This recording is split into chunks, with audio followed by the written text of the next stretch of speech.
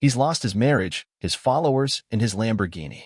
With its streamlined curves and glow-in-the-dark sound system, the silver Lamborghini Huracán Performante was the stuff of teenage fantasy. $350,000 of aerodynamic metals and lightweight upholstery, packed into a taut and powerful body. Ben Armstrong loved it dearly. When he started shopping for a Lamborghini, Mr. Armstrong, a cryptocurrency evangelist with more than 1 million YouTube subscribers, worried that he'd have to spend months searching. "I think I have to go to Italy to get the Lambo I want," he texted a business partner. "I don't want to compromise." But fate smiled on him. In the fall of 2021, a car dealership in Charlotte, North Carolina, shipped a Huracan to Mr. Armstrong's production studio in an Atlanta suburb. As the Lamborghini was lowered from a delivery truck, Mr. Armstrong, better known by the nom de crypto BitBoy, let out a joyful laugh. "I may have shed a tear," he said at the time. Back then, BitBoy was one of the most popular figures in the wild, scam-ridden world of crypto influencers.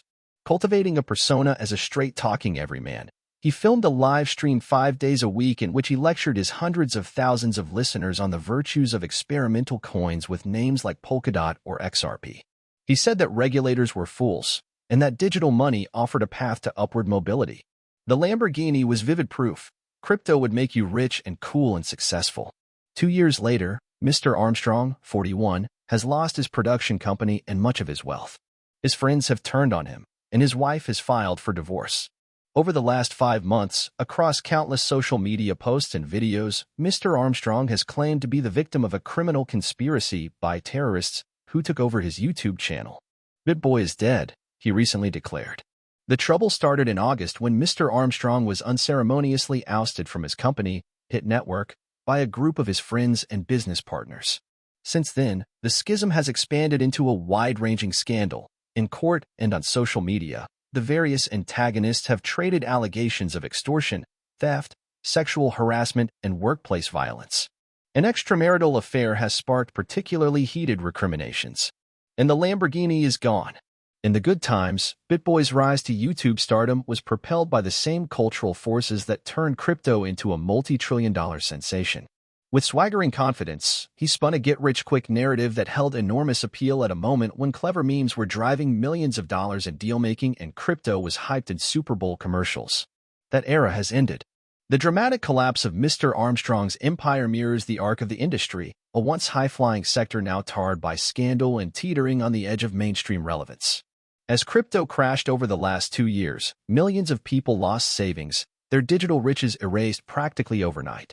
Most of that wealth, they learned, was never real to begin with. Crypto shock jock. Like any charismatic salesman, Mr. Armstrong has a carefully honed pitch. He used to be just a regular guy, he likes to say, until crypto changed his life. After undergoing treatment for a methamphetamine addiction in the early 2000s, he attended a Christian college and ended up marrying his admissions counselor. For a few years, he dabbled in a variety of businesses, from graphic design to a car wash he helped run, before settling on the volatile crypto markets. He started making videos in 2017, mostly low-tech monologues about crypto news, but his channel didn't take off until 3 years later, when a boom in prices attracted millions of amateur traders who were looking for advice. During the pandemic, Mr. Armstrong upgraded to a professional studio and hired a small staff to produce slick, professionally edited videos. His investment portfolio was surging. At the market's peak, he has said, he had about $40 million of crypto. But the line between his personal finances and the corporate accounts was blurry. Most of those assets technically belonged to BJ Investment Holdings, a company that he owned with TJ Shed, a fellow crypto enthusiast who managed the production business.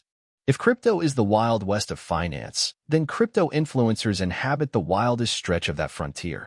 The top YouTubers, veering between earnest soliloquies about the Federal Reserve's rate cuts and impassioned endorsements of coins named after cartoon animals, command huge audiences and hold sway over the types of obsessively online day traders who drove the so-called meme stock frenzy in 2021. Competition for viewership is fierce. The result is something like a cross between professional wrestling and CNBC, a loose community of self-promoters, feuding over who offers the best financial advice. Popular shows can generate big money. Crypto companies pay influencers millions of dollars to promote financial products on platforms like YouTube, TikTok, and Telegram. In 2023, Mr. Armstrong signed a contract worth $1 million a month with the gambling company Stake, which lets users wager crypto in casino-style games. "This is the business of entertainment," said AJ Pleasanton, a crypto YouTuber who worked with Mr. Armstrong at Hit Network. "It's not always about who has the best factual information. It's not always about who has the best alpha on trading. It's about who has the best story." In the crowded field of crypto shock jocks, Mr. Armstrong carved out a niche as the loudest and most aggressive. He often wore a bright green Gucci tracksuit and liked to brag about his success in the market. He encouraged his viewers to invest in a slew of crypto products, including at least one offered by a company that later collapsed, and predicted that Bitcoin would rise to $300,000 by the end of 2021. It didn't. But while fans would mob him at industry conferences, Mr. Armstrong was often criticized for promoting coins that crashed in value and accepting payments from crypto companies, including one sponsorship he admitted wasn't properly disclosed. "Let's be clear. I'm not going to prison," he wrote on Reddit in 2022. "Maybe some fine one day based on shifting security laws." The Securities and Exchange Commission has brought a series of cases against influencers who advertised risky crypto investments without revealing that they were compensated for the promotion. As the crypto market cratered in 2022, Mr. Armstrong pivoted to an unlikely new persona, cop on the beat. Months before the FTX crypto exchange collapsed, he posted a series of tweets and videos excoriating Sam Bankman-Fried, the company's now-disgraced founder, calling him a fox in the crypto henhouse who was plotting to destroy rival startups. Mr. Bankman-Fried circulated a fact sheet claiming that BitBoy's negativity was part of a scheme by industry competitors to spread misinformation about FTX. After FTX folded that November, Mr. Armstrong flew to the Bahamas with a camera crew and tried to sneak around Mr. Bankman-Fried's luxury apartment complex there. "I killed this man's whole career," he declared. "We saved crypto in America." But it was also around then that friends and colleagues started to worry about changes in Mr. Armstrong's behavior, according to interviews. BitBoy wasn't an act. The recovered addict turned Christian family man had become unrecognizable in his personal life. Soaking in the adulation of his fans, Mr. Armstrong was now a parody of a crypto bro, a guy who spent a lot of time thinking about Lamborghinis. Ben lost track of the person he used to be, Mr. Shed, his former business partner, said in a statement. He caused enormous damage to both his professional and personal relationships. Last spring, as the crypto market struggled to rebound, Mr. Armstrong started promoting a new cryptocurrency, Bitcoin, which he was developing with Cassandra Wolf, a Hit Network contractor known on social media as the Duchess of DeFi. Ms. Wolf, 34, once an aspiring influencer herself, had helped secure the lucrative Stake sponsorship, but Mr. Armstrong's staff thought Bitcoin was a bad idea. They worried that it was an obviously cynical money grab and didn't want him to promote the venture on the BitBoy YouTube channel. At the same time, Mr. Shed was starting to hear other worrisome stories about his business partner. In a September lawsuit, he accused Mr. Armstrong of unlawfully directing and diverting as much as $50,000 a month to Ms. Wolf, with whom he was having an extramarital affair. Mr. Armstrong had also stolen tens of thousands of dollars in crypto from the firm, the complaint said, including several digital collectibles known as NFTs. Mr. Shed triggered a clause in the holding company's operating agreement that allowed him to buy out Mr. Armstrong's majority stake. Mr. Armstrong contested the claims and filed a series of lawsuits challenging the buyout. He argued that the payments to Ms. Wolf were perfectly legal and that the missing NFTs belonged to him. But his world was collapsing. The legal fight, which is still unfolding, turned up numerous allegations of misconduct. Mr. Armstrong had been abusing steroids, one suit said, and had engaged in a range of inappropriate and sometimes violent behavior at the office, from sexual harassment to throwing filled bottles of protein shake at staff. Mr. Armstrong has denied the accusations. Then came the ultimate blow. In September, a crypto investor named Carlos Diaz, who moved in the same social circles as the Hit Network executives, asked Mr. Armstrong to sign over the title to the Lamborghini. Mr. Diaz was a one-time BitBoy superfan. "There was a spiritual connection," he said in an interview. "I really felt like this was God talking to me through him." How exactly Mr. Diaz ended up asking his spiritual guide for a $350,000 sports car remains the subject of considerable legal dispute. Mr. Diaz said he had lost money on a large investment in Bitcoin, whose value had plummeted, and wanted to sell the car to recoup the funds. Mr. Armstrong insists that Mr. Diaz presented himself as an agent of Hit Network who was helping the company raise money. In any case, Mr. Armstrong said he felt physically threatened and wanted to reach some kind of settlement. BitBoy's 2-year tenure as a Lamborghini owner ended in a Walmart parking lot, where he met Mr. Diaz to complete the paperwork. The Duke and the Duchess. In the volatile world of crypto, a YouTuber's stock can rise and fall as erratically as any cartoon-inspired meme coin.